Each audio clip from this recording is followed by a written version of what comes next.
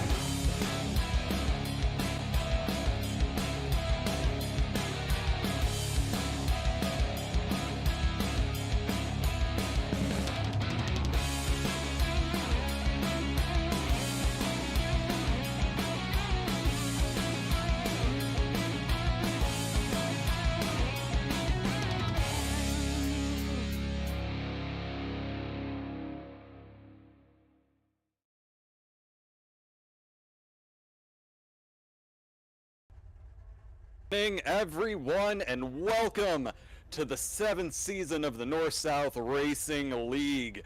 I'm Josh Laston for Ghostfire Media, and with me tonight is one of the guys that will be taking over for Adam and I, Mr. Randy Pepper, who this is his home of New Smyrna Speedway. New Smyrna Speedway. I was a track announcer here for roughly 4 years, so I've called thousands of races out here. I actually called races with people like Tony Stewart.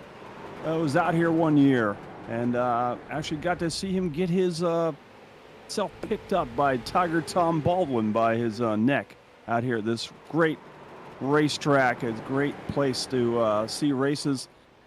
Sponsored by NASCAR now. It was back then. It was actually sponsored by Hoosier when I worked out here, but now it's a official NASCAR track. So I mean, it's fitting that it was Hoosier because that's who's got all the tires out there on these wonderful street stocks that this league has been running for quite a few seasons. And I'm mostly excited because after the last 2 seasons, we now have a field of 42 cars starting the race tonight. And among those 42, it's a little different of a format. We're going to have heat races deciding the feature. We're going to have ourselves, from the sound of things, we're going to have 3 heat races. The top 6 will go through automatically to the feature. Those heats are only going to be 10 laps, so it's going to be spicy racing. Then there is going to be a last chance qualifier to round out the 30-car feature field. And from there, tonight, we've got 75 laps because, as always, they're starting things off with one of the shootouts. This is a track. 75 laps will go by very, very fast out here at the New Smyrna Speedway. If you're not familiar with New Smyrna Speedway is actually roughly maybe 10 miles away from the World Center of Racing, the Daytona International Speedway, right down Tomoka Farms Road. And it's on Tomoka Farms Road and Highway 44. Great place if you're planning on coming down for the Daytona 500. New Smyrna Speedway will have 12 nights of racing out here, and come out here each night before the 500 and see all the action, and see a lot of the guys from the Daytona 500 will actually be out here, and some will probably partake in some of the racing. So this is going to be a great night. As you said, 75 laps. It's going to go by very, very quick. Just want to emphasize that. And cautions do not count. It's traditional street stock racing. If you've never watched a street stock race, it's traditional. We do not count cautions, and that's the way it's going to work tonight. Josh?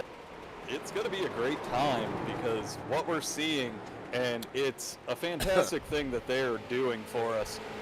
All these guys 42 cars is far more than we saw towards the tail end of last season, and they have them all marked as rookies, all the new guys that are coming to the league. We've got a few new faces in comparison to the last season, but these guys are North-South Racing League veterans just coming back. But we still have our usual cast of characters. Right now, our previous champion, Mr. Dante Curtis, he's only running third over and has 2 of the new faces in front of him. I saw this Joe Schaefer Jr. guy that's a rookie running in the number 12, which is my number. I was saying, all right, let's run it for the 12 tonight. So see, he's fast as a 19.709 on the board. And it even looks like one of your schemes, because I always just remember there was always that green on your vehicles. Yeah, I got to have that green. I have to have that green. That's my good luck charm. Oh, yeah, like it was such good luck for you, Randy. And that third voice is Nick Adams, who will be taking over the main seat, and he's handling production tonight, and just has COVID, so we aren't going to stress him too much. Oh, I'm definitely gonna be piping in here and there. Oh, gee, thanks. Oh, that's just lovely. You're welcome. Listen, you get to hear me. You guys ever listen to listen, okay, you guys, you have me here for the random, ridiculous NASCAR facts from the mid-2000s, right? Well, it's March of holy crashing on a turn 4 Calamity Corner there, Jim. Mid-2007, Darrell Waltrip called a race. Do we know what track it was at where he had laryngitis? No. You know I don't know. I do. It was Where was Darlington. it? It was the Southern 500. Okay, so yeah, you know this weird unknown fact that only you would recognize, or only you So would I'm know going to sound these like facts. Darrell tonight, okay? I'm going to have a Oh, really boy. raspy voice. I'm just going to be more useful than Darrell because I can actually produce something Darrell can't. Got ourselves a minute left of practice. These guys trying to get those last minute runs in there. Probably a few of them. Maybe it's a pee break time. Who knows? But it's going to be a great race. We're looking at these top times. Top to bottom, we're looking at a separation of a half a second. It's a short track, but that is a tiny spread. It is, but this track really is small, smaller than it actually appears in iRacing. Trust me, this is a very small track. You can get around this track very, very fast, and that half a second is almost like a half a straightaway. So it's longer than you think it is. No, it's one of my favorite tracks in the sim. It is just an absolute blast. These guys, and I've said it far too many times, it's the perfect car on this track to where they're going to be able to battle side by side. There's just enough banking here to make that second groove work. Whether we'll see it a lot tonight, who knows? Especially in the heats, I expect some brave moves going into the corner. Oh yeah, definitely. I mean, street stocks. We had we've had some really great street stocks racers here at this track over the years. Trust me, I've seen a lot of good racers come around this track. David Rogers was probably the man of this track. Gary Ballou was another big guy at this track. So, and one thing I forgot to mention about the heats, they are going to be random. There was no qualifying before this. They're just selecting 15 drivers to be the first ones out on track, and these guys just looking to punch their ticket into the feature the easy way. boy, this is going to be fun. This is going to be fun to figure this one out. So, starting off in the pole position is Devin Rogers. Second is going to be one of the rookies of Kevin, I'm going to say Knutson, and I'm going to get yelled at for that one later, I'm sure. Newton? Newson?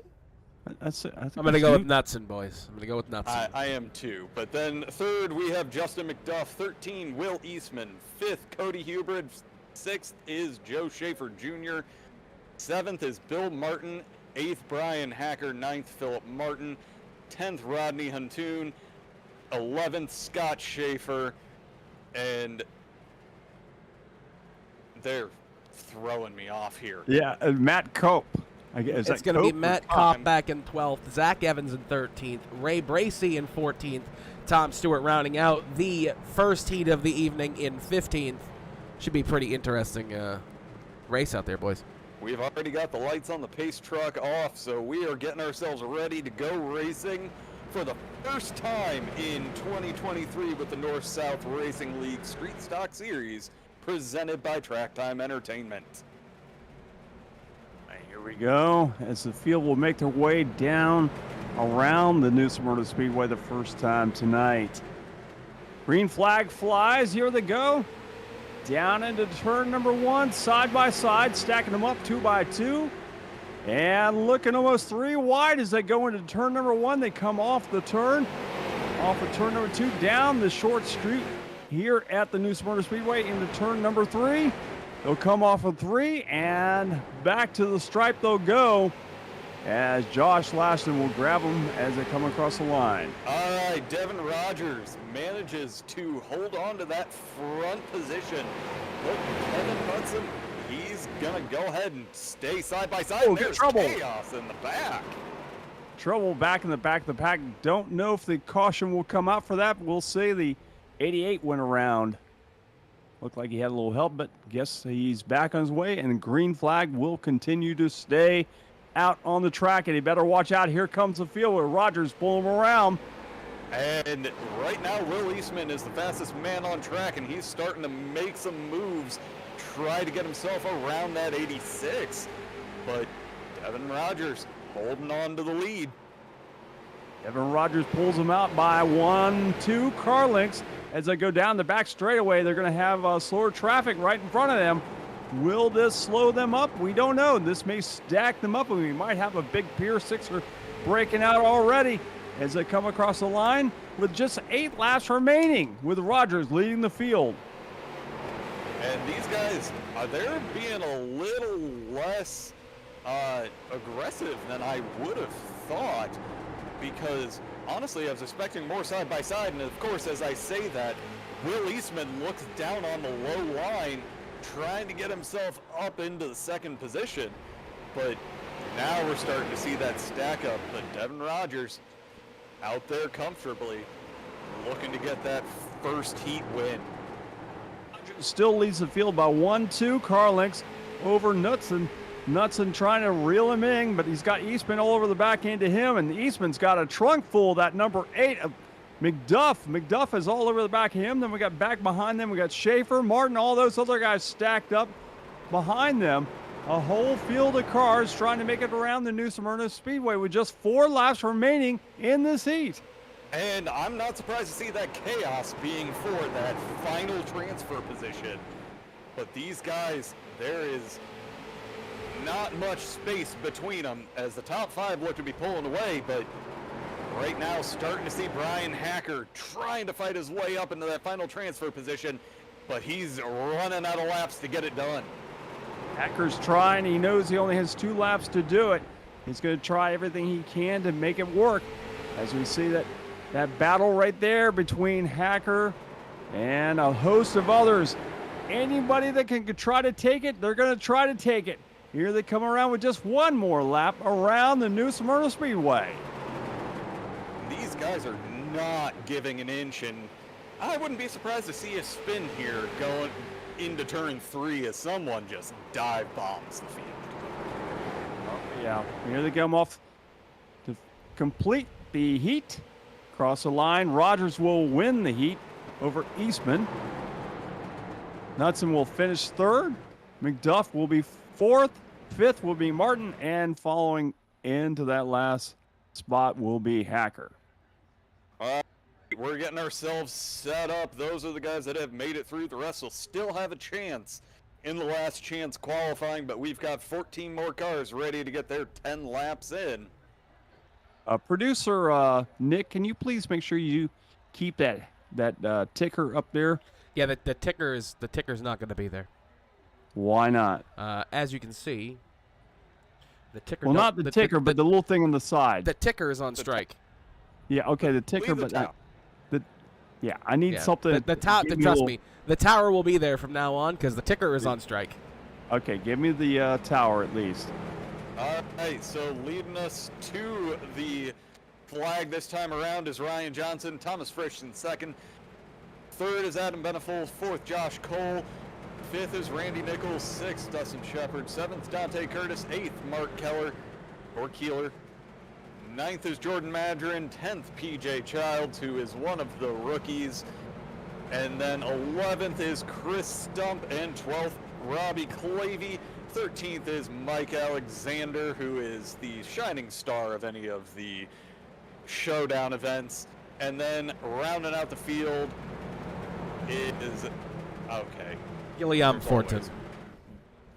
Gilliam Fortin, you're There you closer go. to Canada to where you got it. Yeah, I was gonna say he even knows how to sing all the words to "O You Canada." just ask the French Canadian. I'll always have your back. Don't you worry. I think it's something with the Hey, heats that messed the Pace power up. truck is off, and we are green. Ryan Johnson just jumping out there, but Thomas Frisch, he is fighting around that outside, trying to get a little bit of a nose, and it looks like he's going to pull off the pass. Ryan Johnson slots in right behind him, and it looks like these two are just about to take off and leave the battling behind them. They are definitely off to a 1, 2, 3, 4 car length lead over the rest of the field. We've got 2 cars spinning down, one in the bottom of the track. my. 4 cars are involved in The this one. whole We've got track was 5. blocked there. Wow. A major one there. They almost took off the pit wall down there. Wow, that was a big one. And that's what I expect from these heat races. First one was a little tame, the next one always ends up going the opposite direction. But let's see what happens here. It just looks like So we got stacked up. that is the 89 of Dustin Shepard, just getting a little aggressive, and someone didn't know he was there, and looks like they turned down into him, and it was over from there. Yeah, definitely. That's that doesn't work out here at New Smyrna Speedway, that's for sure. I will tell you, the first heat race we had, we didn't have anything happen. Usually out here, I can guarantee you we usually would have at least 4, maybe 5 cautions in the street stocks in 15 laps. Never a pretty thing out here. I'm gonna knock on the desk wood there and hope that we've got it out of our system. We've got 8 laps left to race. Let's see some good hard racing there. But this gives me an opportunity to run through. We've got a few new sponsors and some returning sponsors of the North-South Racing League back with us for another season. J&G Hardwood Flooring, their family-owned business, started in 2005 and located in Christiana, Tennessee, and serves all of Middle Tennessee. Make sure, look them up. They have 35 combined years of experience for all your flooring needs. New construction, remodels, or even repairs. Then, again, we've got 5 Star Realty Group. They are on the Emerald Coast of beautiful Panama City, Florida. And they have experience with residential properties, investment opportunities, vacation rentals, and commercial properties. And they want to help you with all of your real estate needs. And can't leave out RC2 race promotions. They coordinate. No, we have Green Flag. Yeah, we're green flag racing already. And it looks like Frisch is just taking off all by himself in that 54, leading by 1, 2, 3, 4 car length leads. And then we got a good battle between Shepard and Johnson there for that second. No one's willing to give an inch there as you got Shepard on the outside trying to make that outside groove work for him. And everybody behind him is following around the New Smyrna Speedway as they come off the turn and go back to the stripe. It's still Frisch leading the field off of turn number 3 into 4. Here they go. Definitely the 38 and the 89, these guys, fantastic racers. We've seen them go toe-to-toe multiple times in the previous seasons. But then there's also Randy Nichols. He is always seeming to get himself into the mix for these. But the 89, he's making that outside line work and currently getting a little bit of a nudge from Randy Nichols to try to get him around Ryan Johnson, and it looks like he's finally going to pull it off as we get ourselves around the back stretch with 5 to go. Yeah, they're making their way around.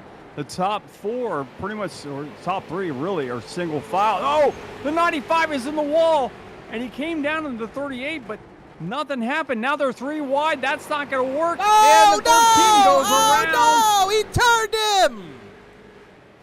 Well, that was just wrong place at the wrong time as things get a little crazy. Oh, that one's...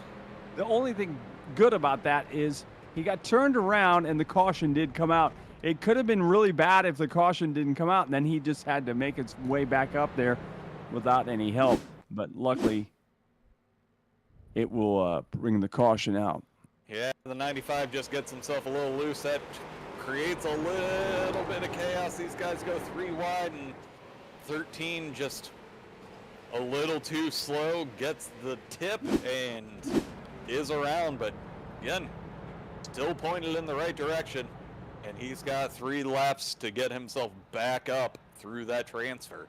Well, I like that you're still using my my sayings, just giving him the tip. That's good. It is just that it is nothing more than Ghostfire Media tradition. Yeah, there you go. Absolutely. As we have a little thing going on here. We're still here, folks, so don't worry. We just had to blank away, just fix a couple things. We're still here. So 4 laps, actually 3 laps remaining. We're Frisch leading the field. What do you think here? Do you think we're going to have a good shootout here at the end? I'm hoping we do, but at the same time, we're reaching a little bit of desperation for that automatic place in the feature. So some of these guys are going to go ahead and get ourselves, I would say there's going to be a little more aggression. I like what we see here at 6 and 7. We got Curtis and Alexander right there. And we know both these guys are really good. And both of these guys are fast, which is going to make this even more interesting because as they make their way around the track, Dante is the reigning season champion. Mike Alexander was giving him a fight throughout the previous season, boosted by the double points from the showdown events. But honestly, you gotta sit there and wonder, is Mike Alexander gonna give him just a little bit of an extra, little more aggression than the Canadians are known for? I never know. And I see he's from Nova Scotia. There's a lot of iRacers that are actually from Nova Scotia. That's kind of a weird thing. And oval racers, no less. Yes. I mean, it's, they, for years up there in Canada, they had the Speed Network was where they got most all their broadcasting for most of their NASCAR races. And they don't have Speed Network anymore. And I know they are still having problems getting broadcasting. All right, here we go. We're back to green flag racing. And we see Frisch taking away, once again, 1-2 Carlinks over second place. And Dustin Shepard, despite being involved in that incident earlier, apparently didn't get anything knocked out of alignment. He's got Ryan Johnson on his rear, Randy Nichols right there, but then it's side by side as Dante Curtis is trying to move out, give himself a little bit of padding. And he is just fighting to try to keep that position, even though Chris Stump not giving him anything on that low line. As the white flag flies and we're on the Kelly's Custom Engraving roll bar camera, We're on board with Dustin Shepard as he's looking to send one down the low. He's Wow. showing that he's going for it. He's down there. Will he be able to pull off the win? It's all on the exit, and these guys are side by side. And Wow. Thomas Frisch comes away with the heat win, but whew, Did not you by see much. that tack come on? The tack came on. That Shepard was trying so hard to get around him. That tack was on really all the way, pretty much all the way turn 3. And he was on the gas hard. Right.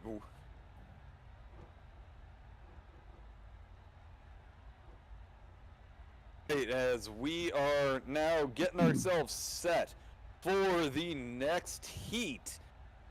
Adam Gable is going to be in the pole position. Gary Eschen on his outside. Kyle Walgreen in third. Andy Griffiths in fourth. Fifth is Dan Janjanin. Sixth is Scott Austin. Seventh, Vern Woodard. Eighth, Austin Williams. Ninth, Jeff Mathis. 10th is Travis Hoffler. 11th is Joe Witkowski. 12th, Matt Cook. 13th, Shane Loveridge. And 14th is John Piet. Another Canadian? No? No, he is from the U.S. Yeah, he's got a Canadian name. What do you know? Uh, I'm just and saying. I'm just saying he honestly- does have one.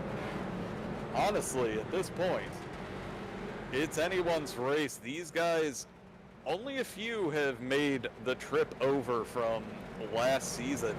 This is probably the most filled with new faces for me, but lights on the pace truck are off, and we're coming up to green, and we've got 10 more laps of shootout.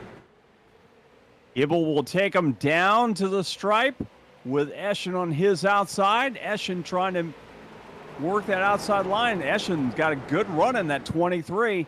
They come off the top of turn 2 and down the back straightaway. Eschen with just the nose out front, going to try to pull it down to the bottom of the track and take the lead to lead lap number 1. They come off of turn 4. Eschen will lead lap 1. And Adam Gable just right there behind him, and we're seeing it again. The top 2 are just kind of coasting off, and the real fight's becoming the transfer for third as Kyle Walgreen just looking to force that 19 up. But Yellow, we got caution.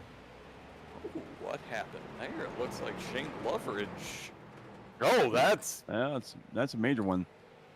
that's a big guy. Hey, let's see if we can figure out what happened as we get ourselves into the replay. And oh, that's just the 2 of Dan Janjanin gets a little loose in the corner, blows him down, and we're too close for that kind of action, so brings us to caution. Like the 2 was trying to put D's nuts in his face, so that's what happens. Oh no, he got touched. Yeah, he did. And yeah, that's one of those that at Daytona, that's the big one. Still Yeah. not the biggest we've seen tonight. Yeah, it's pretty close. We've had a couple. We had one earlier, and that last heat was pretty big too. But that was It was good a little too. farther in the field and took out a few more people. Yeah. But these guys, I mean, everybody still has one more opportunity to get themselves into that feature. But they're still fighting. They are definitely still fighting, and you know, the farther you're up, the better it is for the race. I mean, New Smyrna is traditionally known as a track. The farther you're up, the less chances you have of getting in some kind of calamity. And that's what everyone is trying to fight for, is trying to be as far up in the field as they possibly can, because we get done with this. We're going to have 42 cars around this track. Traditionally, in this track, I would We're say cutting down probably to 30. Yeah, I would say, okay, we're cutting down to 30, and 30 is probably the max that we've seen around New Smyrna. I mean, the Hooters Cup guys used to run it in about 30 laps or so. And I know this past, just last weekend, we had about that many. All right, so Eschen will bring him back to the green flag, and he'll come across the line with 7 laps or 8 laps to go. Eschen with Loveridge out there. No, I don't know why. I think that's a little bit of an issue with I think so too. Heat racing. Yeah, But right it's now, Gibble. Yeah, Gary Eschen and Eschen. Gibble. Yeah, And- go ahead. Oh, get cars in the back again. But, and we're safe though. yeah, Oh, well, one car's not safe. 24 is not safe. Witkowski is not safe, but he'll not bring the caution out.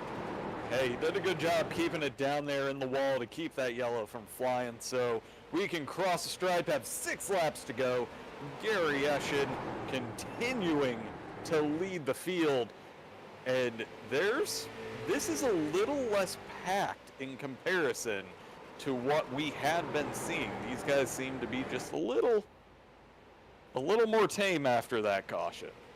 Yeah, they're definitely running a parade lap right now. We got a single file conga line going around the new Smyrna Speedway with only 4 laps coming up. Well, actually 5 laps to go until the end of this heat race.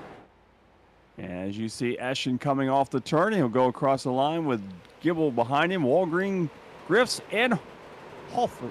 As we've got a little bit of fighting going on back here in the field to where it looks like Matt Cook, and I didn't even recognize Matt because he's got a different paint scheme that he had been running. That 15 is looking a little sharp, and he's trying to show that on his driving. As right now is 73, showing a 73, but in the timing and scoring, it's showing him as something different. Yeah, I don't. 8th. Woodard. And that's kind of, Matt's got to pick it up because the Cook name is a big name here at New Smyrna Speedway. Jack Cook, one of the track champions out here for many years. Actually, the guy that owns Bob's Space Racers. Have you ever seen Whack-A-Mole?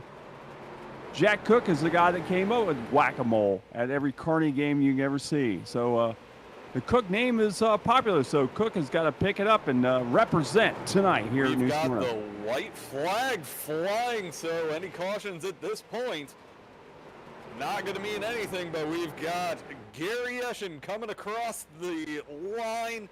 He's going to win. Adam Gable right behind him. Kyle Walgreen in 3rd. Austin Griffiths in 4th. Travis Hoffler 5th. Austin Williams taking in the last transfer spot. So now it is on to that last chance qualifying. This will be interesting because you got some guys in this last chance qualifier that are pretty good. I was going to say that we had Brian Hacker, who was in the points until the last 2 weeks of the season last year. Mike Alexander, same story. John Piet in 3rd. Philip Martin in 4th. Okay, you're going to have to remind me how to say this name. Julian Fortin. Hopefully you're getting that right. Matt Cook in 6th. Rodney Huntoon 7th. Robbie Clavey 8th. Vern Woodard in 9th. Cody Hubert in 10th. PJ Childs is 11th. Dan Jannon in 12th.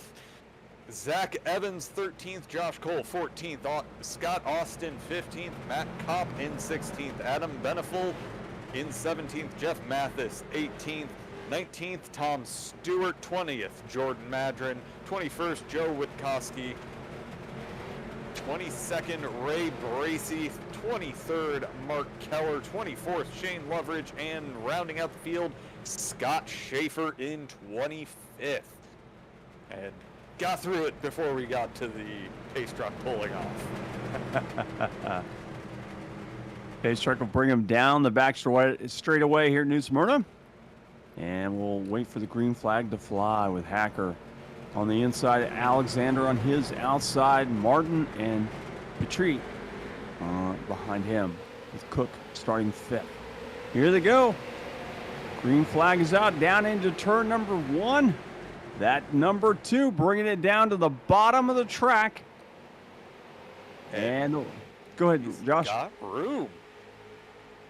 Philip Martin right behind him, and these guys are getting single file pretty early. Mike Alexander just rounding it out. Matt Cook in 4th, and then once we start getting ourselves back into 5th, that's where the side-by-sides happening. A lot of Yellow shaking flag, up. caution. Caution is out. Let's see Now if I we- feel like I'm in New Smyrna.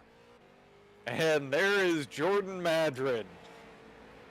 He had himself some relatively bad luck last season, and it looks like it's not getting all that much better at this point. Oh, the 6 just got gets caught it, in but it. 4 doesn't Yeah. quite. Looks like a host of people got in part of that.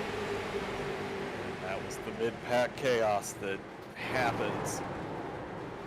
Had these nice little wedges that these street stocks are. Once you get somebody a little bit in the rear, just lifts them up and sends them spinning. Yeah. A lot of these guys will be taking their boots, walking home. Their skips boots, that is. And it looks like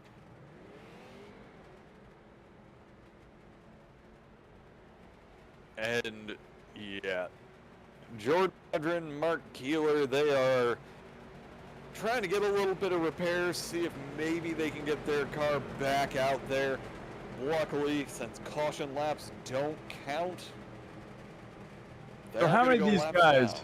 How many of these guys are going to make it into this thing here, Josh? You figured the math out. So we had a total of 18 that qualified from the heats.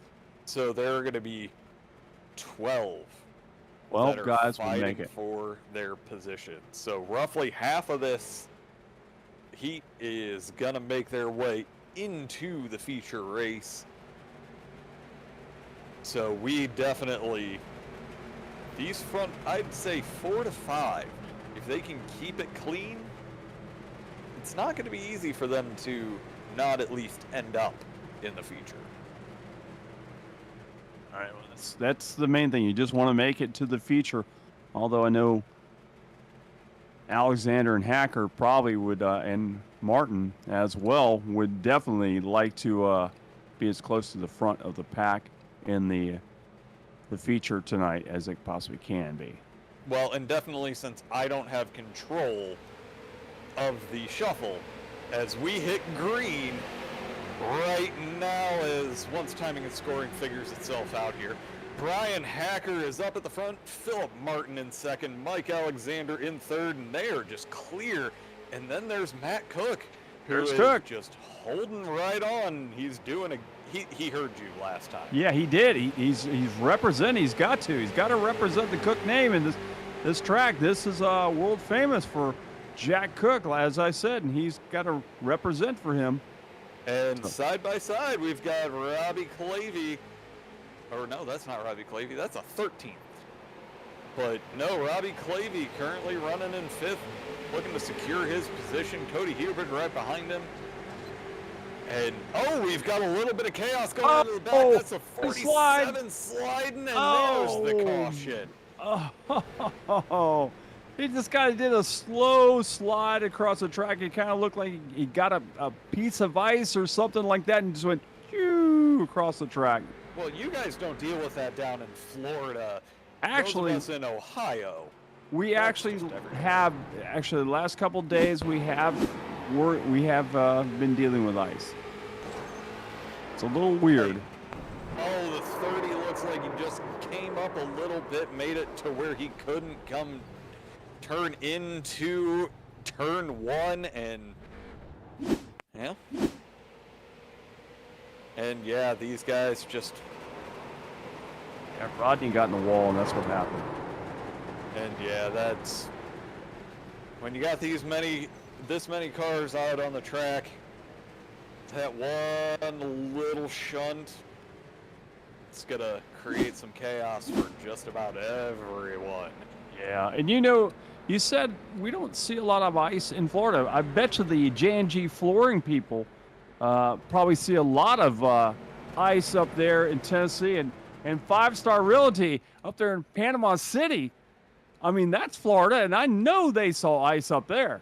Well, So- I mean, in all honesty, it happens everywhere. It's just funnier when I hear that these guys in Florida end up getting it, because I know what it's like the first few days in Northeast Ohio that there's snow.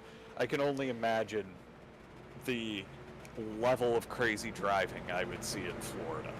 Well, actually, the people in Florida are not from Florida. Most of the people here are transplanted from New York or Ohio or any other of the northern states because they are so sick of the weather. They come down here to experience the sunshine, the warmth, and the theme parks and all that stuff. And so the people on the roads here in Florida are very familiar with ice and snow. Just to let you know. Oh no, I know, unfortunately, because I have too much family that has made that transition. See? But still, it doesn't mean that they wouldn't be the exact same people here that I make fun of during the first 2-3 snows. Sure. As we jump onto the Kelly's custom engraving roll bar camera, we are with Philip Martin, who's taking the inside lane, coming to green, and off goes Brian Hacker, and it looks like he's going to get himself clear as we get ourselves back to green, and it looks like that outside line is definitely going to be where everyone's going to want to start. They're going to want to start as you see him. That Hacker card is pulling the field around the track, and behind them you see a whole stacking them up back there in the very back of the pack. But the top 6 cars right now are pretty much single file, nose to tail, although we see that D's Nuts car. I can't help but to say that's just funny. Honestly, he is one of the cars that I absolutely loved watching race. Dan Janjanin, he is just an absolutely great time to watch.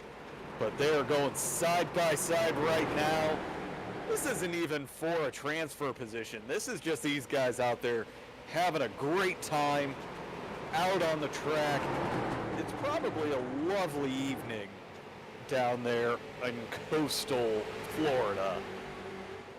Whereas I'm dealing with freezing, so anything sounds great. Sorry. But they're going 3 as it looks like Cody Hubrid. I'm too far back. No.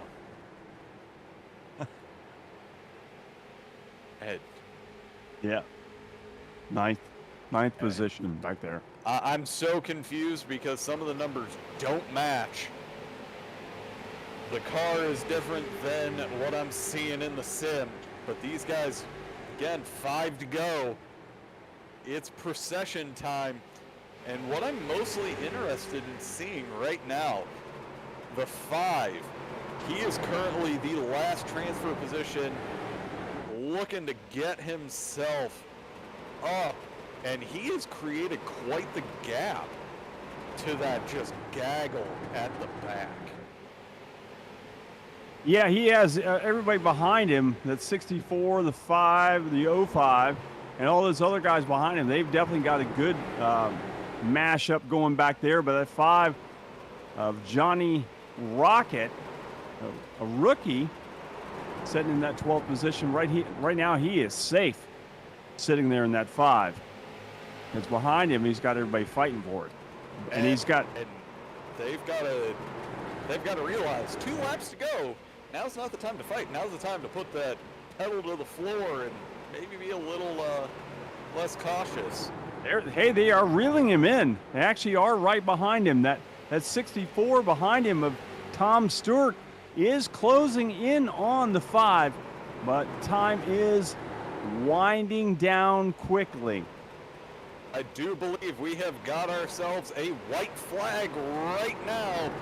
Brian Hacker, Philip Martin, Mike Alexander, they are the podiums, and they're going to go ahead and cross the line, and Brian Hacker takes the win in the last chance qualifying, and these guys just making the mad dash as the 64 almost gets there, but unfortunately just a little bit too late. Johnny Rocket will finish in the 12th position. Now, that guy's got one of these names like me. He's got a name they should be in a rock band.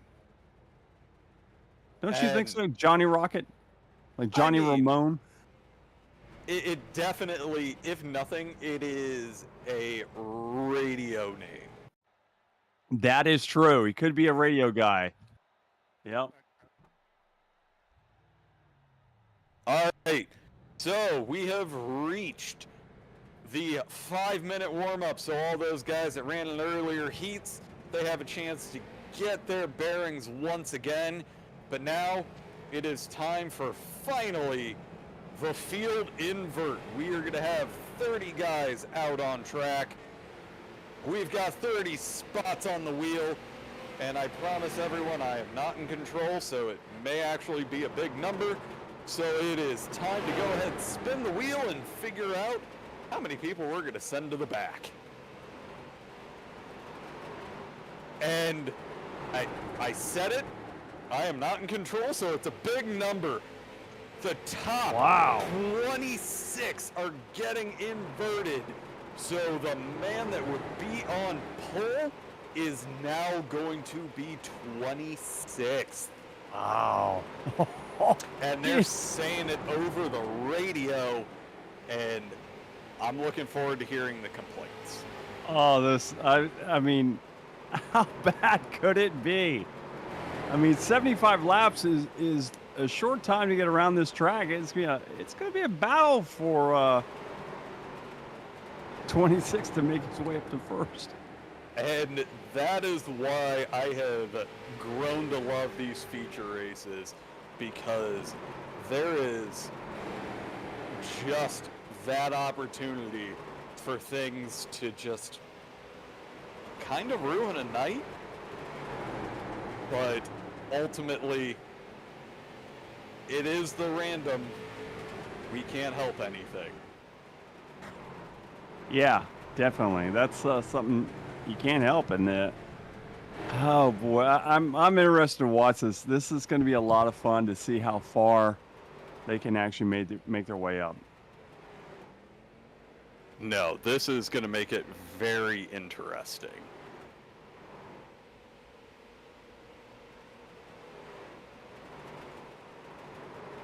And as we have done previously, we're going to give you where everyone is supposed to start.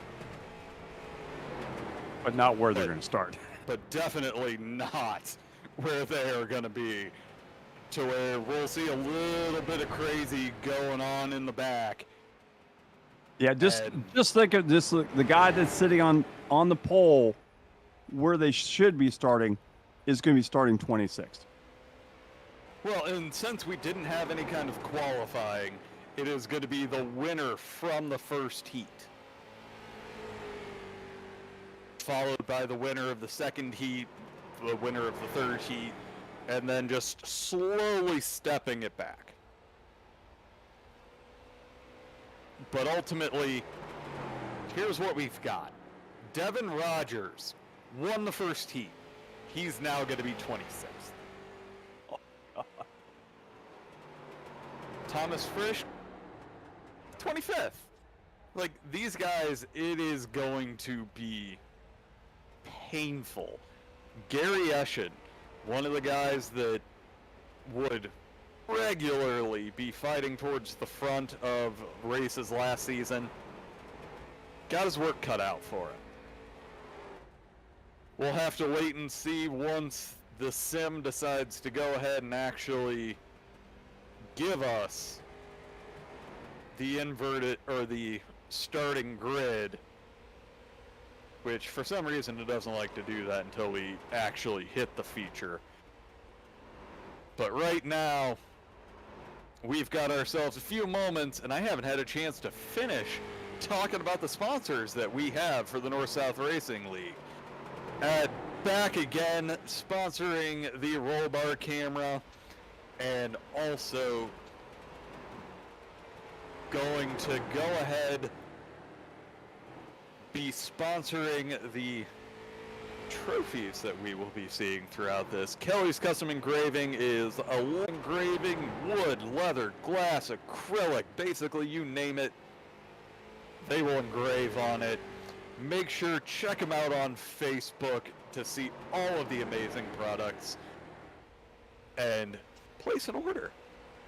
The Hard Charger Award this year is sponsored by Sim Speed Shop.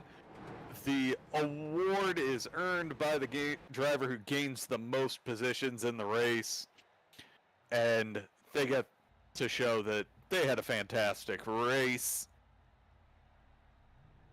They do products, they're tested, fabricated in Hershey, PA. They take pride in all of their products, and the big thing is motorsports demand tenths, even hundredths of a second for performance, and that is why they offer the most customability out of any manufacturer. And their hardware, don't worry about any kind of issues. They're just purely focused on making sure everything is perfect. And new this season is going to be the Rookie of the Year Award, brought to you by Dante Curtis Designs. And I guess it's time to go ahead and look at the facts for New Smyrna. So it is a relatively well-banked track for a short track. Yes, it is. But the prior races that the North-South Race League has done here, Justin Grosser has a win, Dustin Shepard, Matt Dula, Philip Martin. These guys all have won here, and I think we're seeing that there's normally a few cautions. The most that they've had is 12, but the least has been 8. So we're about halfway through that already for the night. About 11 lead changes, and the average race time is about a little over an hour. But it is time for these guys to go ahead and try to figure things out as we can bring up where people were supposed to start. To where Devin Rogers was the man sitting on pole, Thomas Frisch in second, Gary Esch in third, Will Eastman fourth, Dustin Shepard fifth, sixth is Adam Gable, seventh is Kevin Knutson, eighth Ryan Johnson, ninth Kyle Walgreen, 10th Justin McDuff, and 11th Randy Nichols, 12th Austin Griffith, and then 13th Bill Martin, 14th Dante Curtis, 15th Travis Hoffler, 16th Joe Schaefer Jr., 17th Chris Stump, Austin Williams, and 18th Brian Hacker, 19th, 20th Philip Martin, 21st Mike Alexander, 22nd Matt Cook, 23rd Cody Hubert, 24th Vern Woodard, and 25th Galami. Did I get that right? I think I did. As there's Jillian. You guys are killing me here. Jillian Fortson. And 26th, Robbie Clavey, 27th, PJ Childs, 28th, Dan Janjanin, 29th, Josh Cole, and rounding out the field, John Piet. And honestly, yeah.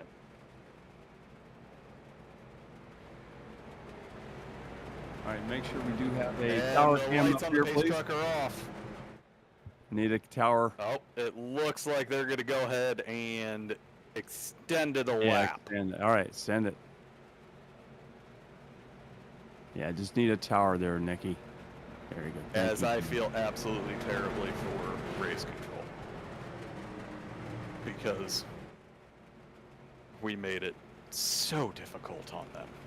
Yeah, I'm so sorry. Also, I'd like to say that that was waived off because of Robert Hart, the track owner here at the New Smyrna Speedway.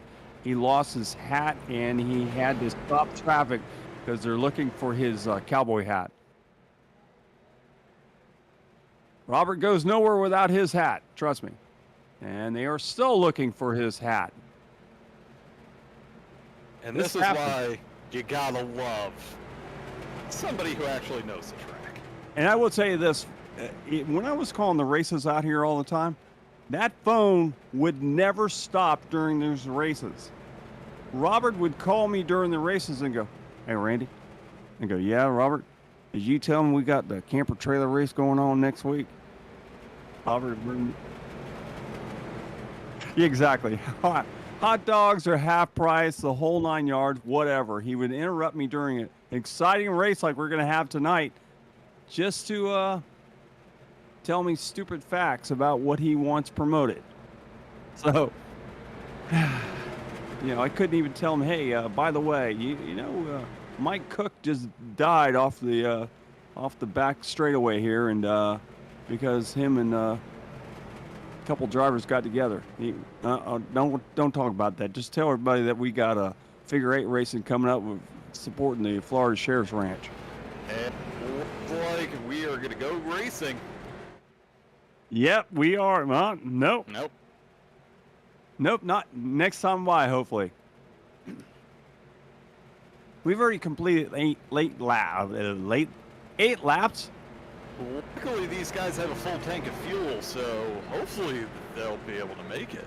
Okay, I was going to say, this thing's trying to say okay, the sim is counting something that doesn't exist. You know how amped up these guys are. Clavey and Fortin on the front row got to be going crazy right now. All right, pace truck is off. Here we go. Off of turn number 4 to the line we go. Clavey and Fortin. Fortin down or up high or up down low, actually, as we see. Clavey will bring him on the outside. They're side by side, stacked up 2 by 2 by 2 all the way through the field here at New Smyrna Speedway, down to the bottom of the stripe. And almost touching that yellow line. He will touch that yellow line as Fortin will lead him around the New Smyrna Speedway for the first time tonight. As these guys just, honestly, as we have caution out on track and the 95 collects it. Empire car went around, almost looked like a motorcraft car. That's what it looks like. Or an old Miller car. Chris Stump was the one that went around. Goes in a little bit hot. Just, has to check up to keep from hitting the car on the outside. And that is all she wrote with these guys that close. What if Chris is related to Rachel Stump, who's a singer, by the way? I was going to say, you're throwing out names. Yeah, I'm throwing out a name that's a local, local New Smyrna person. Rachel Stump is a singer from the area.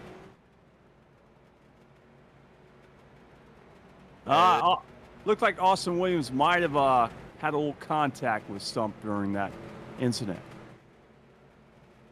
And these guys just, we've got a while here.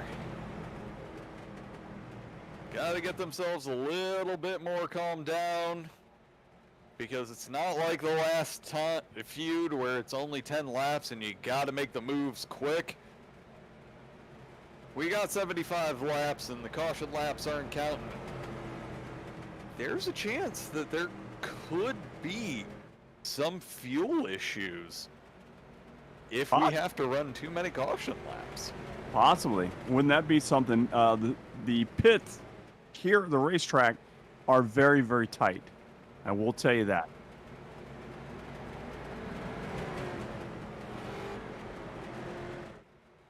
But these guys, yeah, if they only have one set of tires to where they do have the option, if we get deep into this race and it seems like there's enough laps that you'd be able to make up the positions on fresh tires, you have the option. Definitely not a good idea in the last, 10 laps, but we do have the lights on the pace truck off. They're stacked up 2 by 2, ready to get back to going fast. Here they come down off of turn number 4 to go back to the line. Actually, they're in 3 and off of 4. And green flag is out as we see Fortin trying to get away from everyone else. Fortin pulls out to a 1-2-3 car length lead over Clavey. Clavey behind him, and then you got Hubert and Woodward and Hacker. Hacker's made his way up there. Where did he come from? Him and Alexander. They started way, way back, and now they've made their way all the way up into the top 5, so they've been some movers and shakers already as Fortin will bring him down the straightaway and into turn number 3. Fortin will bring him back around off of turn number 4 and back to the stripe. We got a great battle for second for sure there, Josh. And I expect no different from these guys. Oh, we got a little bit of a touch. The 73 gets back into the back of the 73. I'm confused. That is the 92 on mine, but these guys just, it is time to start defending. Not saying you have to go crazy trying to pass people, but you definitely need to be all eyes watching to make sure nobody has that opportunity to get below you on this track tonight. I don't see anyone giving an inch out here so far. It looks like everybody is on go for sure. As you said, you saw guys just moving around already. I mean, the Hacker there, who was way back in the field, has made his way all the way up to third. And behind him, it's just stacked up 2 by 2. Door handle to door handle, lug nut to lug nut, all the way around the new Smyrna Speedway. As we've few guys that are trying to make their way back up from that just absolutely chaotic invert, but we're just so many guys not afraid to put a little bit of paint on the wall, on the car next to them. This is the kind of racing I've come to expect from this group. Yeah, this is great, man. I've only called, I think, 1 or 2 races in this league, and I forgot how good these guys actually were and how much fun it was to call these races for these guys. Especially when they're keeping it green. Right now, we're sitting watching Matt Hook. He's trying to get himself around Randy Nichols, and then enter Bill Martin jumping in there. Just, again, side by side. I don't know how long these Hoosiers are going to be able to take this kind of battle, and we still have 65 laps left. A lot of racing left here at the Speedway for sure tonight. As you see Cook down on the bottom, Martin on his outside. Martin trying to make something happen in that number. Actually, that's Martin and Hofer. Is it Hoffler? Hoffler. That is, it's weird seeing it spelled that way because there is a guitar company, Hoffler Guitars, and they don't spell it that way. So that's going to take me a little bit to get used to seeing it with an E in the middle of it. But anyways, you see Cook down there, and he's got his hands full for sure.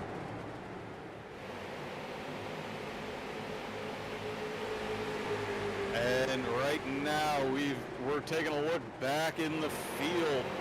We got ourselves Will Eastman going. He got a little loose. Sent him back a little bit, and now he's having to battle. He was one of those people who just decided to qualify well, and then Nick Adams running the spin, sent him to the back. Now he's having to fight, but he's around quite a few people that are not going to give an inch. He's got Gary Eschett right in front of him, Dustin Shepard. These two just battling it out and doing everything they can to try to get as many points as they can, because the randomization kind of put them in a bad place. Yeah, it's going to be a battle for quite a few of these guys, except for Hacker. Hacker is definitely, and he was up to second there for a second until Hubert was able to get around him, and now he's fallen back to the third position. But it's amazing how far some of these guys have actually been able to get up. You know, Alexander's all the way back there in 6th right now. Dante Curtis has made a few spots up all the way up to 7th. So there is some movers and shakers. I would say back from about Sixth on back is where we have the major action, where everybody is just stacked up 2 by 2 by 2 all the way around the New Smyrna Speedway. And those are the guys that got shuffled and have a lot of work to do. But we're starting to see this pack right here. We're looking at Robbie Clavey, Joe Schaefer Jr. They have the entire field trying to make their way around. And this is almost looking like a super speedway where we're seeing 2 lines pretty much the whole way around the track. I think that's what happens when you get a car. Some of these cars aren't quite as fast as some of the other guys, and these faster guys are trying to make their way around him because Clavey started up on the pole, and now he's being shuffled back, but he's not as fast as these guys that were inverted. But he is one of those smart racers to where he's only dropped himself back into 7th, gets a little bit loose coming out of turn 4. That's going to open up the door for Dante Curtis, but he's got that 12 in front of him that's going to hold him up ever so slightly. Yeah, Schaefer was fastest during practice, so not surprising to see him running as fast as he is in that 12. And now we're seeing Dante Curtis just down below Robbie Clavey. Looks like he's going to try to get himself completely clear. He does.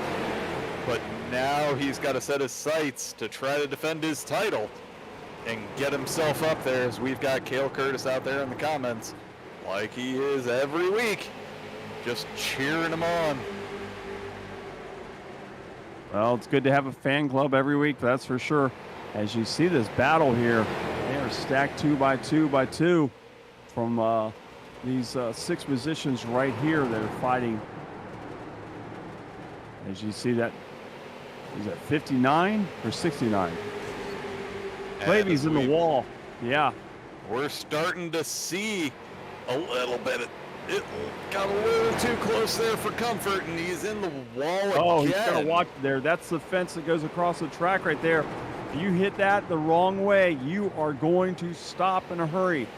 That's the fence that they open up where the cars come across to load in here to the track, and it does stick out. I don't know if anyone has ever hit it on iRacing, but it does exist, trust me. I have seen many drivers do it in real life.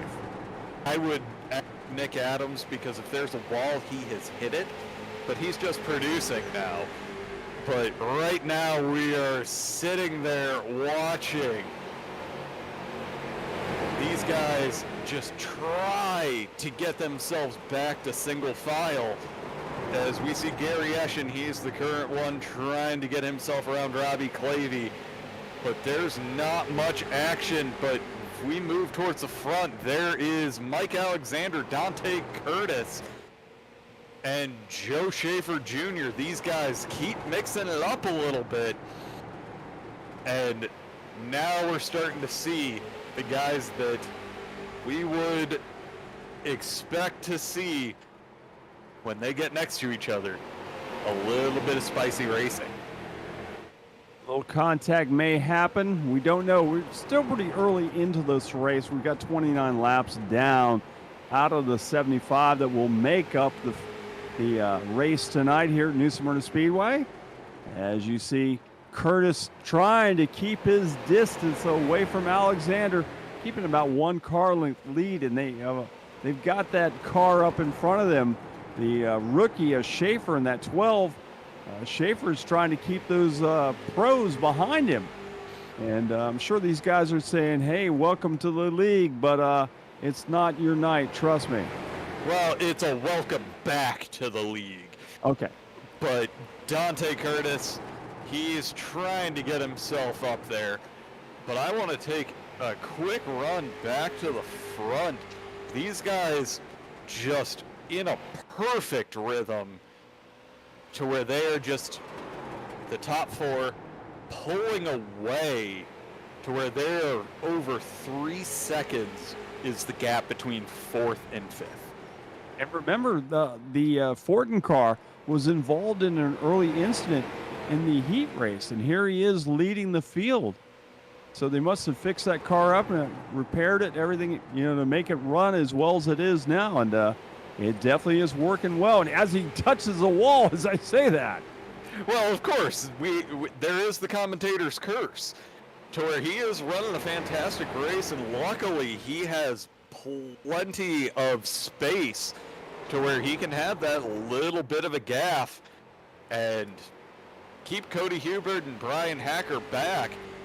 But it looks like Brian Hacker, after possibly overheating the Hoosiers, trying to get himself through the field, he's calming it down a little bit and just now setting his sights, trying to get up to Cody Hubert in what looks like a Woody. That looks like, reminds me of the Griswold family Christmas car or the vacation car. I was like waiting for cousin Eddie to pop out and say, "I'm holding out for upper management," or something like that. And we've got ourselves a little bit of a battle because, again, Brian Hacker right there just giving him a little bit of a nudge. But what has happened is this has given this group, as I don't know if it's what little bit of a draft is, the 2 is getting himself down below the 74, can't quite hang on to it, but he's looking for that opening now. Yeah, he is definitely looking. He's looking inside, outside, every way he can to try to get around the Hubert machine. He'll dive to the inside once again, trying to make it stick to the bottom of the track. Usually off of turn number 4 is where it's going to happen. It did not happen that time. He's going to try it off of 2 and pull it down to the bottom of the track and see if it sticks off of 2. It's still down there, but not enough to make it stick. And he'll try once again. You see Hacker just trying to get something to stick. Sometimes you'll see a guy maybe pull that car all the way down to the grass to make it work. I don't think we're going to see that tonight here in the North-South Racing League. Well, I think he's pulling the smart move right now. He's given it a few good laps of trying to throw it in there. We're only on lap 39. Chances are we are going to see this thing go green for quite some time. And putting a little too much heat into the Hoosiers, not the smartest move, because you got to make those last for another 35 laps at this point. And it's only so much tread that these things have an opportunity to. I think, Hacker actually may be doing Hubert a favor by running him up a little higher into the groove, so the tires on his car will be better than Hacker's car, a few laps from now. And honestly, the thing that I need to point out here, what is that? Maybe 1.5 car distance between second and first now? To where maybe Hacker pushing him to defend is not only making it to where he's up that groove, but he's closed the gap. Yeah, he's right there behind him. It's only a 1 car length lead. So for long, Fortin's going to have to defend that lead from these 2 guys. As he's starting to drop all the way down to that yellow line to try to hang on, and I don't know if that's the right move. And I really am hoping that he's going to start running a defensive line, because we've got a lot of racing, but the place that I'm looking, and I think the battle for 10th right now, it's starting to heat up. These guys starting to go side by side. And that is a good battle. These guys just really trying, but we got to get ourselves back up to the front, because I'm only seeing a 1/10 of a second, and it looks like our leader may have some dead tires. The 74 now throwing it down, and Brian Hacker's taking advantage to force him to stay on that low line, taking that exit away, and the defense on that high line was perfect. Let's see if somebody can make a pass on the high line. Oh, look at this. Hacker working on the outside, trying to make a pass for second on the outside groove. He's working that hard. Is he going to make it stick up there? Or is he going to just hang out there? And as long as they do this, they may not be able to catch our leader. Although now that worked out great as he was able to get around. And so Hacker now will try to work around the Fortin car.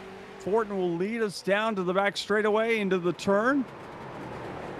And see how Hacker can get around Fortin. I don't know. I think if he's patient, we've still got quite a bit of racing to go. If he just waits, bides his time, those Hoosiers are going to give up. But all this battling that we've had going on up here at the front has given Philip Martin that opportunity. He's now closed in. Yeah, he's just reeled him in for sure. In that 46, he's like, okay, guys, keep doing that stuff. I've got a clear track. I'll just catch up to you guys. And he's already working on the back bumper of that 74 Hubert. Hubert, who just had the challenge with Hacker, now he's got to fight again with that Martin car. So he's he can't get a break. As we just saw at the very edge of that last shot, we've been running long enough to where it's time for lap traffic to come into play. And the weird thing is, that lap traffic, they're battling for their own positions. Yeah. We got less than 25 laps. I want to remind you people out here in the stands, half price for all food right now. Half price food in the concession stand. So if you want hot dogs, hamburgers, chicken fingers, they're all half price right now. We got a great battle for the lead right now as Hacker has now caught the inside groove of Fortin. They're side by side, door handle, lug nut to lug nut as they come off of the turn. Here they come down the straightaway, the front straightaway, and that time Hacker did lead that lap, and we got side by side battle for first, second, third, and fourth. And coming up to lap traffic, this is going to get even crazier as Brian Hacker gets clear. But now it looks like we're going to go 3 wide in the battle for second. Back off ever so slightly, but this is just going to get spicy as they come up to lap traffic, as that's Robbie Clavey in front of them. And they're closing quickly. But the 46 of Philip Martin, he's getting himself, he's going to be in third on that lap. He has that low line, so he's not going to be able to get the runs out of the corner. But he is looking fast as the 13 is just falling off. Again, I think it's those tires. They're just giving up. And he's giving the tip down the back straightaway and just saying, thanks for passing me there, Martin. And Martin is definitely trying to reel in the top 2 cars now, as Fortin's got to be feeling he's got to be hating life right now. Well, and the thing is before all this battling started up here, they had a 3-second gap to 5th place, and Joe Schaefer, he's closed it down, but we're jumping back to the battle for 8th, to where this is Randy Nichols and Bill Martin going side by side. And Randy Nichols, he is doing everything he can to hold off that battle from the 39. Yeah, the 39 of Martin is definitely all over the back end of that Nichols car. Nichols in the 69, and he gets a little tap.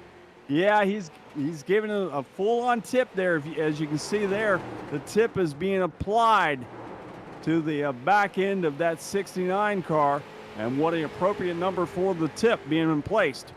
So the 39 is working. That's an old number of mine. 39, I ran that in the one of the leagues. I don't even remember, but I ran that.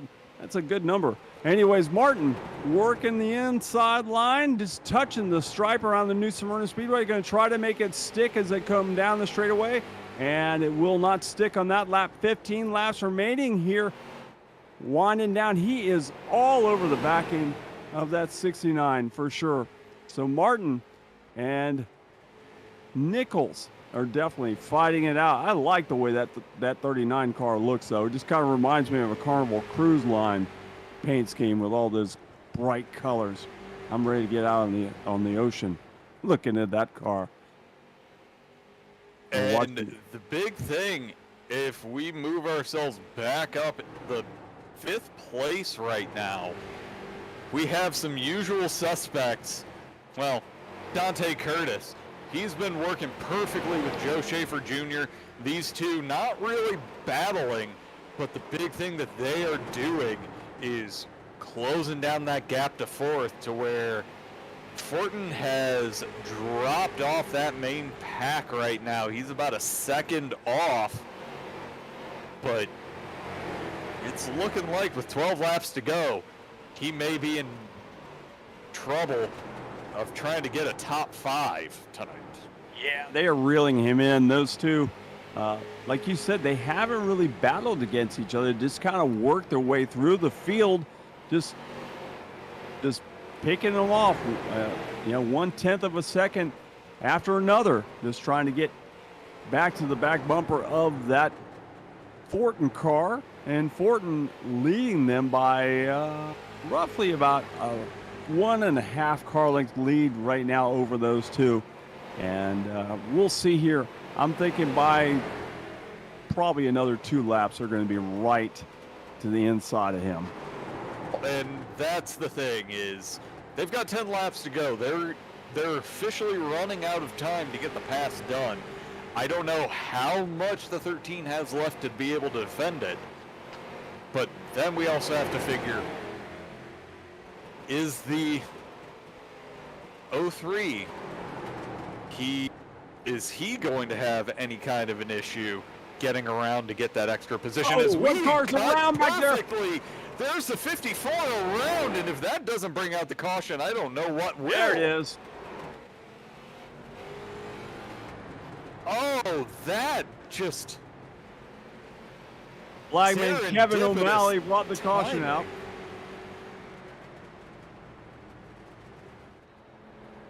But that's not only going to close up the field, but, oh, that is the last thing that Brian Hacker wanted to see there, as the 54 and the 89 just going side by side.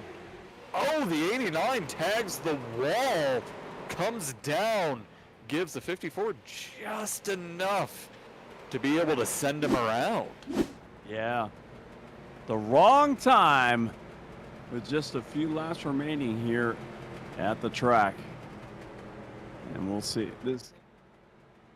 And we're seeing a whole lot of people taking advantage of this, looking to use that one set of tires that they have available to them. I think that's a good move, because this is one of those tracks where the tires are getting chewed away, and these guys will have some brand new tires. They are going to move up through the field fast. Even though we're only having 7 laps remaining, I think you're going to gain some spots by having new tires.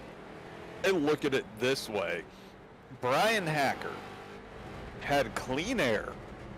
That last lap was a half second slower than his fastest lap. Yeah, so see? These guys that just went in, got tires, they're going to have that opportunity. We're going to have 6 to go when we get back to green. That's 3 seconds that they can make up. Producer Nick, can you tell us who the first person off pit road was with fresh tires? That is Austin Griffiths. Okay. Number 18th. And so, all right, let's watch him. We'll definitely... I think Travis Holfer was the one that... Yeah, I think Travis... Yeah, I saw Travis. And our timing and scoring does not like it when caution laps don't count. It gets real confused real quickly. But right now, as we're looking at it, Travis Hoffler is the first person who took tires. He's in 19th. Honestly, I think that's probably a good move for him. He was a little bit farther back in the field, and that's going to give him an opportunity to make up, I'm going to say, at least 6 positions. And Travis wasn't having that bad of a night, so this is going to definitely help him out. You say 6 positions? Yeah, he's 14th. I think he was 14th or so before the caution came out. So,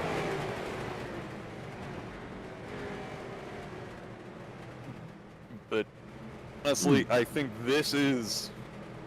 we had a great green flag run, but what brings more drama out than a caution?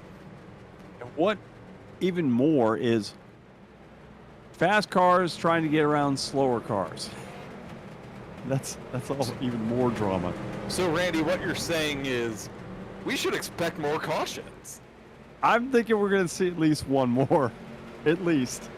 All right, it looks like we have the pace truck peeling off, and we're going green as Brian Hacker gets himself a great jump, but not quite good enough to completely clear the 74, but that extra speed on that high line is going to make it to where he can get all the way up to the wall. The 74 is clear of cars below him. He shuts the door on the 46 of Philip Martin. But these guys, we've got 6 laps to go. It's time for the crazy to come out. Yeah, the crazies are going to come out at night for sure. Hacker leading the field.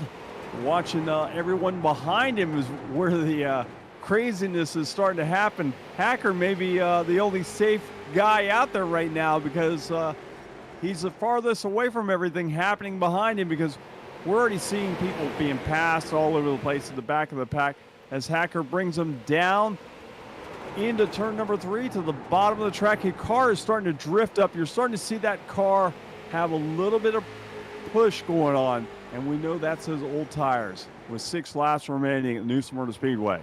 Luckily, the guys that have new tires, they're far enough back where they shouldn't have to worry too much. But the top 5, they are single file right now, and right now we are looking at Brian Hacker leading the pack, Cody Hubert in 2nd, Philip Martin in 3rd, Dante Curtis 4th, and Joe Schaefer Jr. rounding out the top 5. Those guys single file as long as we don't get a caution. Caution is out just like that. You said it, and it happened. I don't. Oh, no. Travis, who we were talking about, brought it out. And it looks like our ticker is going to go ahead and say that it's green right now, but I promise we are under caution. And we've got 5 laps to go. And I'm going to say that our leaders are lucky at this point that those guys with new tires have not made up more ground. Yeah, I agree. But as we look back through the field, well, we're kind of back at the point where the usual suspect, we're seeing the guys that I would expect. I was not expecting Brian Hacker to make it as far through the field as quickly as he did. Yeah, but he's up there, and Dante Curtis, of course, making his way, because if there's points to be had, of course he's going to try to get them all. Yeah, Hacker, Hubert, Martin, Curtis, Schaefer, Fortin, Martin, Woodward, Alexander are your guys right now. Timing and scoring is having a bit of a seizure, but that's not surprising in any way for me right now. But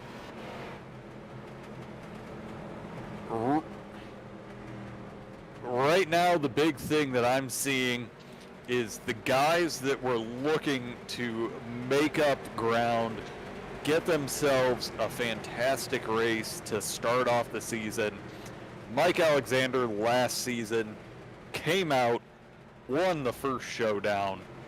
He's currently running towards the back of the top 10. Ryan Johnson, 2 seasons ago, won it, and he's towards P10. Our defending champion has made his way up to 4th. But Yeah, Brian Johnson's Hacker, done awesome. Brian Hacker had some rough runs towards the tail end. Seemed to be one of those people that we talked to later in the interviews. But he's having a great run tonight. Even though the cautions keep coming out, he's in the perfect position. He gets to pick the lane and gets to get moving. But the lights on the pace truck are off, and we're watching it peel off to that short pit lane.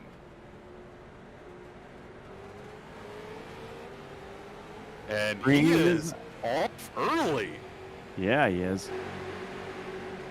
Wasn't expecting that. But we are back to green, and I don't know why we're seeing 2 to go, but it seems like we have 2 to go. And the 74 is doing a fantastic job battling on that low line, and we have white flag, and it is an all-out race. That 2 is doing everything he can to make that outside line work. He's lucky he's going to have that extra run off of the turn. Big wreck And behind them. That Big is wreck. a big wreck, but we are coming to the checkered flag as the 2 going to have the run off the corner. They touch, and Brian Hacker. He got it. Hacker just got that, just barely over Hubert. Martin was 3rd, Dante Curtis was 4th, and Joe Schaefer brings it home in 4th.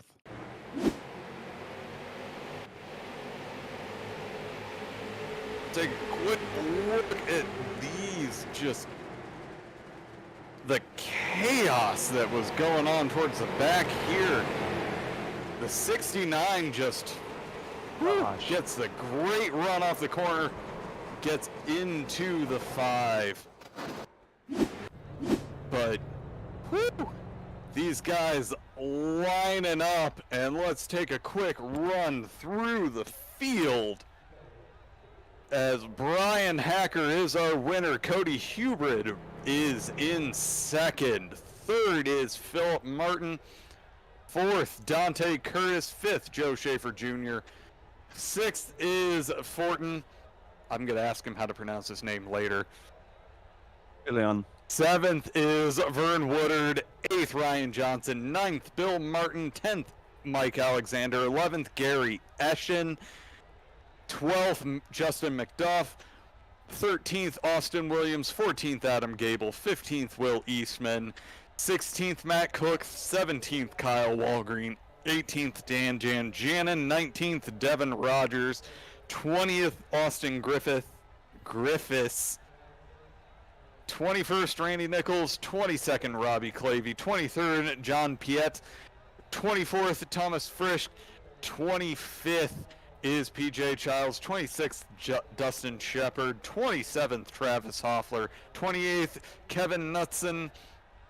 And I'm going to say it's Knutson, just to not make me giggle every time. Josh Cole, 29th, and rounding out the feature field is Chris Stump in 30th. You know what? It would have been funny if Kevin Knutson had, he was driving the D's Nuts car. Well, I mean, we can all laugh at the jokes inside of our head, but let's go ahead and grab Mr. Brian Hacker. I like to catch him right after the win. Brian, I'm pulling and talking to you first. What's going on?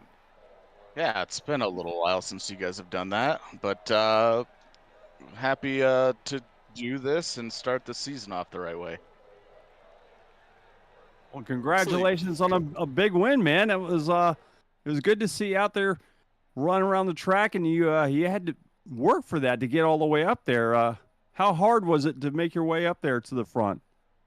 Yeah, during that long green run, I wasn't really trying to get there as quick as possible. It felt like we were gonna spread out and kind of fan out for a little bit and maybe get a long green, and luckily we did, and I was able to, I think, keep the tires under me a little bit better than certainly than Guillaume, but I think I got lucky, and Cody took a look under Guillaume and couldn't make it happen, and I was able to get around him, sneak around him on the outside, and then I think G's tires were a little used up by the time we got to his bumper and we got around him, and then I just told myself, all right, take it easy, don't burn them up, and we didn't do that, but I damn sure almost gave it away on that last restart.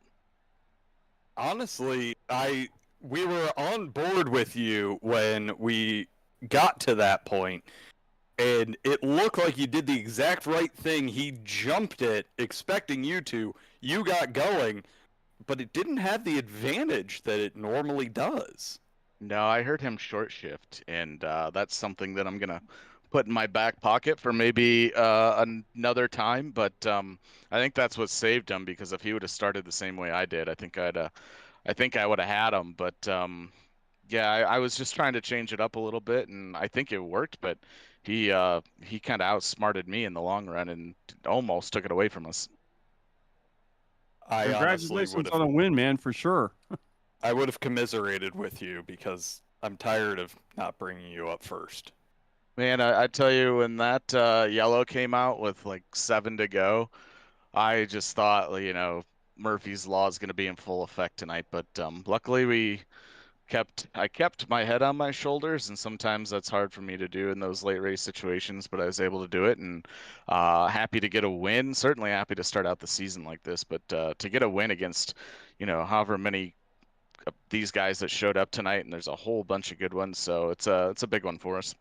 Well, you can thank Nick Adams for the healthy invert to where you could tell I wasn't in charge because it wasn't 4. Yeah, well, normally I would appreciate the 4, but tonight I needed the big one. So thank you for that. And going forward, let's try not to do that anymore. Honestly, the new system with the heats, I think there's probably going to be a few good people that we're going to need these kinds of inverts to be able to set them up for success, because who knows where you're going to be in the heat, and then even more than that, who knows where you're going to be in the feature, because of even finishing third in a 4-round heat, you could be 12th. Yeah. That's what I was thinking. I was thinking some of these guys may not even make the race. Yeah, it's pretty crazy. I mean, I kind of got stuck in my heat. I couldn't go anywhere. I was stuck behind a bunch of people that were double file, and it is what it is. But if you look at the, top 10 and where we finished the feature, there's a bunch of us that came out of the B main but managed to stick around and stay top 10. So I think that just tells you the depth of this league. Brian, let me ask you something. You've been in this league for a while now. So I'm new to this league. I've called like I think 2 races throughout the couple seasons or so, but who are the guys am I going to have to watch besides yourself and Dante? Who am I going to be looking at each week? Yeah, I think, obviously Dante's going to be fast every week. Mike Alexander was really strong last season. Ryan Johnson's always fast. Guys like Gary Eshin and some of the guys that return, Philip Martin, Dustin Shepard, Will Eastman, all those guys. But then there's a very healthy crop of, I guess you want to call them rookies, but a lot of these rookies have more experience than a majority of this field. And guys like Joe Schaefer and Guillaume Fortin and Bill Martin for sure are going to put up a fight. And you will absolutely be interviewing a first place winner this year that has a rookie tag. Great. That's going to be a lot of fun.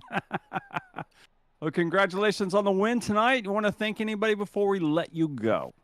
Yeah, definitely. So thanks to the admins for putting this on. It's a lot of work, and it's a lot of there's a lot of us cats that they have to herd every Monday night. So, shout out to those guys, Justin, Robbie, Philip, Dustin, Jeff.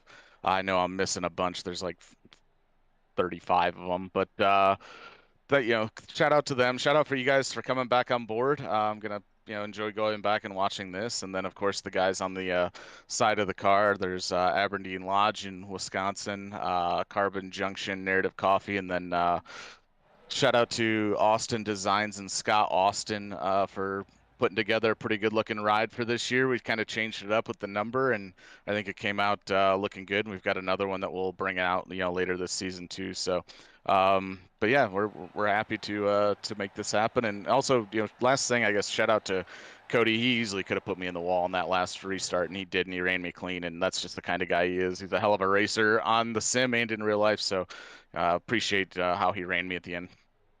Awesome. And I'm going to thank you for changing your number because it confused the ever-loving crap out of me. Yeah, you're welcome. I'll change it in Discord too. How about that? That won't help me, especially considering I'm only here because Nick has COVID. Because unfortunately, work schedules are normally going to keep me away on Monday nights. Well, it's almost like this league. I know again, it's one of those things. Great to see you up here tonight. A great run from you, and looking forward to watching these either on Monday nights while it's live or Tuesdays to catch up and see how you're doing. Yeah, for sure. Well, it's gonna be fun. Thanks for you guys for jumping on board, and hopefully we'll be talking more often. All right. Thanks again, and congratulations again, Brian. We'll see you next week here in the North-South League. Thanks, guys. All right, it's on to Mr. Cody Hubrid, who it looks like everybody bounced. We don't have anyone to talk to. So let's do this. Let's bring up Mr. Robbie Clavey, because he is the man who has been helping us throughout the course of all of this. Robbie, since apparently second and third decided that they didn't want to talk to us, tell us about what makes you excited about this season. Just how many new guys we have. It's amazing what the recruitment period did for us. I mean, I've been an admin since the beginning of season 4, and I don't think the league has ever added this many drivers in one go. So just having this big of fields, having to rely on that LCQ every week, I think that's going to make, I think this is going to be the best season we've ever had. I sure hope so, man. Yeah, I got to make a guest appearance this week just because Nick has COVID. But honestly, to see all of the new names, it says a lot about the quality of the league. And apparently, Philip is somewhere in Discord. I just can't find him. But honestly, it's just amazing to see this many fresh faces. It really is. I mean, it was a blast getting to know these guys through the recruitment races. And then, I mean, the competition level is going to be so high this season. I mean, just to give you guys an idea, I finished 22nd, but I've been around since season 1, race 1. That's the most fun I've ever had running this league, running side by side with those guys. And I don't even care if I get knocked out of races this year, because I think it's going to be a hell of a show. Being able to sit back and watch if I do miss the LCQ transfer. It was a great race from you, and it looks like everybody's jumping in. And honestly, again, thanks you guys for putting on such a fantastic show. And honestly, I do have your other finishers that I can kind of pull up here. If you could bring up Cody, who I found for a second there. Yeah, he's in the waiting room. There we go. That's what I'm looking for. But yeah, great race from you tonight. Great to see you towards the front. But we're going to kick you out so we can chat with our second place finisher. That's fine with Robbie. me. All right. It looks like we just brought in everybody for second and third. Because, gee, you got a whole party here. All right, who's got the beer?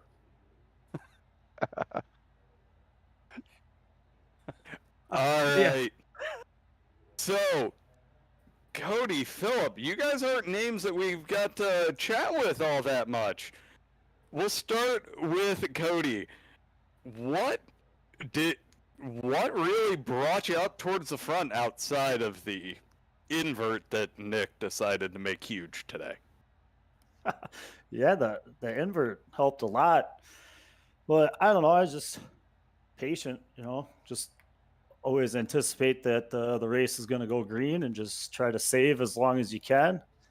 And I caught the leader there and just timed my pass wrong. Is all it was, and just let Brian get by me. And I knew once he was by me, it was going to make the race a lot harder. So all I had to do was hope for a yellow, which I got, and just came up a bit short. Well, you had a good race, even though you came up short. Cody, let me ask you something. I see your thumbnail picture, and you obviously drive real cars on some of these short tracks. How real do you think this actually is to the real thing? Oh man, it's kind of a loaded question for me. I guess at That's least why I asked you. right. For me, the footwork is probably the biggest thing that's similar. I mean, there's so much feel that you don't have on this compared to a real car, but the footwork is insanely accurate. I mean, you get on the brakes a little too hard, pick up the gas a little too soon, just not smooth with your feet. It really kills you. So for me, that's the biggest thing that's comparable. And once I got into the iRacing deal, it made my real life footwork and just your concentration, because iRacing such a line sensitive deal that when you get into the real car, it's just a couple of things that I've really noticed I could carry over. Otherwise, anything other than that, I haven't really noticed. All right. Well, that's so different because I work in the NASCAR thing, and some of the drivers in that actually say that a lot of the stuff in iRacing does transfer over to it. So that's why I wondered, because you're running short tracks, how different it was. But either way, you finished second and you ran really good. Yeah, we the heat race, I think I was kind of in a stacked heat race, so there's a lot of good guys in there, and just didn't kind of go my way, and got blessed with the invert, and you got to make the most out of it. Philip, you also, the invert wasn't as nice to you as it was a few other people. Still found your way up onto the podium. What was the secret for you?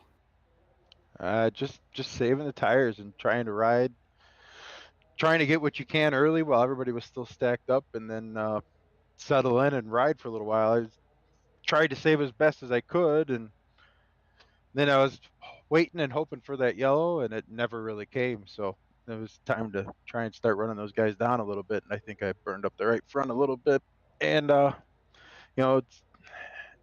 just getting back into the iRacing thing a little bit from the summer, so trying to get back into trying to be smooth, and there's a few mistakes on that side of it for sure. You look good as far as we could tell. So I don't know what you felt rusty. You said you hadn't been on this for a while. Man, you're doing a good job. I wish I could be that consistent. Well, I was able to hide it really well. But yeah, no, it was we got lucky with the invert for sure. It definitely helped us. Otherwise, I think I would have been starting like 20th or something. So that was going to be a long night. And this place is just tough to pass. You got to get them while you can, and you got to use them up a little bit here and there if you're towards the back. But luckily, we didn't have to do that too much tonight. Well, congratulations, both of you guys, man. So, Philip, I'll start with you on this. We're running a different format this season. Do you think that this is going to make for more interesting races? It definitely will. I mean, I got thrown into that heat race 1 with Brian, and somehow we both ended up missing the transfer spot and having to run the LCQ there too. So it's definitely going to mix everything up. It's throwing everybody into a blender, and then wherever you land and what heat race you're in, you gotta dig to get to the front, and there's some bonus points on the line for that stuff too. And then you think you got it all figured out, and then you get a big giant invert and it shakes everything up again. So it's definitely going to be a little bit of a different season. It's going to be tough to say what you're going to get every night. Just by tonight alone, that was pretty big. And Cody, is this the kind of thing that you're used to seeing at the short track? Yeah, I mean, my local track, Jefferson, there, if you set fast time, you start no better than 16th. So, you're used to, if you're fast, like I'm going to have to pass some folks, but this one was pretty large. So I don't know. I feel a little bad for the guys that won their heat races and had to start in the back, but, we had 75 green flag laps, and sometimes the cards fall your way. Yeah, I felt sorry for those guys like you did that actually, won those heat races, and then they see you later, guys. Have fun in the back. So, all right, guys, we're going to let you guys go so you guys can celebrate with your families or your friends and all that other good stuff. And I have to go to bed. It's too late for me. So I'm just kidding. I'm just kidding, you guys. He's not kidding completely. I'm kidding. I'm the old man. I will admit that the 8:30 start time is a little bit better than 9 because, yeah. I was against it for a while, but it's kind of growing on me. This being done at 9 o'clock thing is definitely helping. So. Oh, you're Central Time. Yeah. Okay. Yep, Central. But I'm usually up at like 3 or 4 in the morning. So. Ooh. Oh, see, even better for you. Yep. But all right, guys, thank you. Great run. Ed, just before we let you go, anyone you guys want to thank? Go ahead, Cody. Oh, just Robbie, Justin, Phillip, and Dustin, and all them guys, for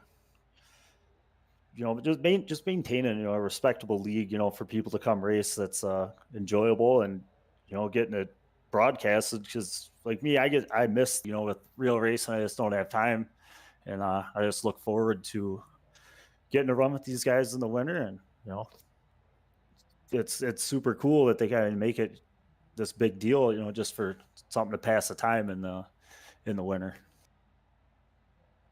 Awesome. And Phillip? Yeah, got to thank all the other admins. It's a lot of work, and with my job change about 2 years ago, it kind of took me away from a lot of it. So they took on a big part. Robbie handles a lot of it, so he really kills it for us. And all the guys that came out tonight, it was a really good race. And some guys went home early. Hopefully they all come back next week and have another go at it. And got to thank Dante Curtis Designs and Waltmeyer Engineering and all those guys. So we'll go next week. All right. Awesome, guys. We will see you next week here in the North-South Street Stock League, and you guys have a wonderful week until then. Thank you, too. Yeah, thanks, you too. Mm-hmm.